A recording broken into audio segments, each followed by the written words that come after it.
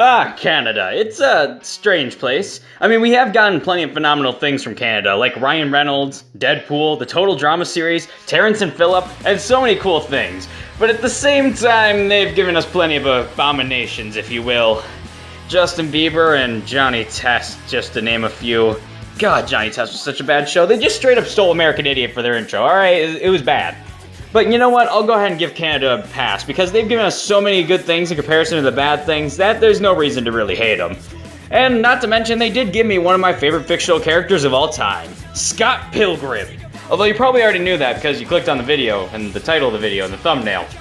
Where am I going with this again? Oh yeah, Scott Pilgrim. So without further ado, let's go ahead and talk about what Scott Pilgrim's capable of. So Scott, being a badass brawler, has plenty of super cool abilities he can use.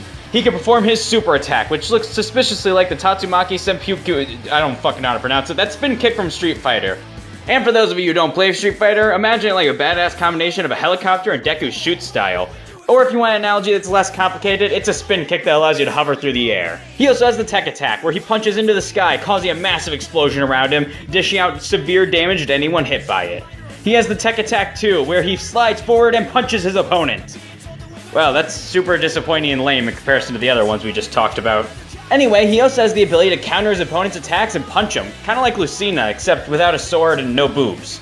But if Scott needs to disrespect his opponent even more in a fight, he can pull a Marvel vs. Capcom and launch him into the air and proceed to beat the shit out of him up there. He does this with his air juggle technique, where Scott launches his opponent into the air, and then he proceeds to jump after them, punching them 63 times once he gets up there and dealing a 64th and final punch that launches him straight down and giving him a one-way ticket straight to hell. Not to mention, every time he wins a fight, his opponent flies in the air and explodes, raining down thousands of points and millions of dollars in coins. Well shit, I was planning on going to pick up the Smash Bros. Fire Pass with my own money, but screw that! I'm gonna go out on the streets, kick the shit out of some bad guys until they explode, arcade style, pick up the money, and go buy that Smash Bros. Fighter Pass. Alright, now I just need to try and find where I left my Master Sword. Make fighting all those people a hell of a lot easier.